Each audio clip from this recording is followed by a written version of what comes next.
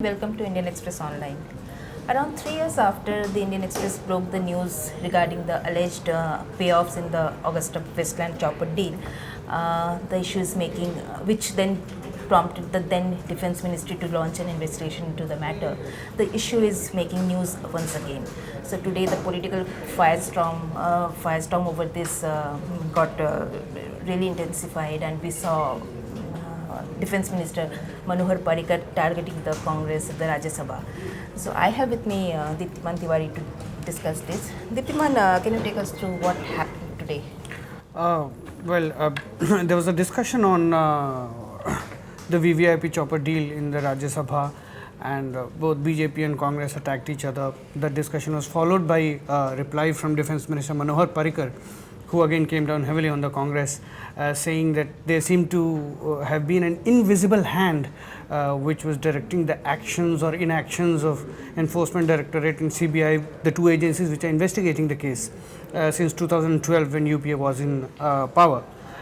He also said that the order of the Milan Court of Appeals in Italy has proved that there was malified intent on part of the then government, and that there was proof of corruption and bribes were paid to several people in the government. He said that the ongoing investigations would now focus on the names revealed in the Milan Court of Appeals papers, which basically refers to several bureaucrats, IAF officials, and perhaps politicians as well. So at the same time, it appears that there has been some significant development in the probe that was being undertaken by the CBI and the Enforcement Directorate. So can you elaborate on that? Of course, this is close on the heels of on April 8, the Milan Court of Appeals convicting 3 officials of AgustaWestland and Finmeccanica, which were supposed to supply the VVIP choppers. The court order has mentioned some significant names, although it still maintains that it is not sure of their involvement, which involves politicians and bureaucrats. So, following this court order, investigations by both Enforcement Directorate and CBI have got fresh pace. Several people have been questioned. Some of them had been questioned earlier as well.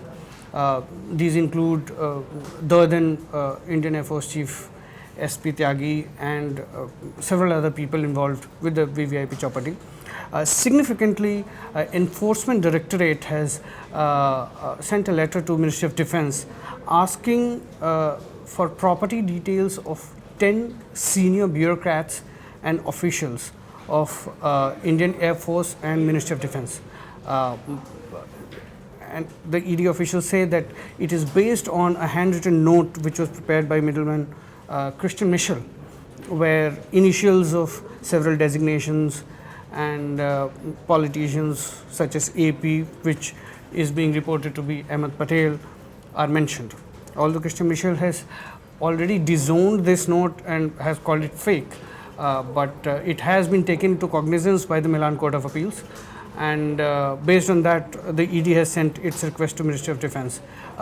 If actually something comes out of this investigation, it could be very big, because those initials correspond to very, very senior officials, such as if the initials correspond to DS, which has been explained as Defence Secretary, DCH, which has been explained as Deputy Chief, the then Deputy Chief of Indian Air Force. These are very, very senior officials. However, it is still not an admission of the fact that any bribe was paid to them, because these are still initial investigations into that matter. So there seems to be some, the investigation has picked up quite a pace. So what can we expect in the near future? Because these investigations have been going on since 2012, much of the domestic part of the investigations are already over. Whatever questioning is being done are on a few points which have been revealed in the Milan Court of Appeals papers. But the real information which will establish the money trail or will establish as to who are the people who were paid bribes, or if any bribes were actually paid, will be established only when information comes from at least 11 countries to which letters rogatories have been sent by both CBI and Enforcement Directorate. These include various tax havens like Mauritius and British Virgin Islands and Tunisia and several other countries. Some information has come from Italy, some from BVI as well, but a majority of the countries have not sent any information to either of the agencies, and until that arrives, because much of the bribe money was routed through these countries, until then this case will not be reaching logical conclusion.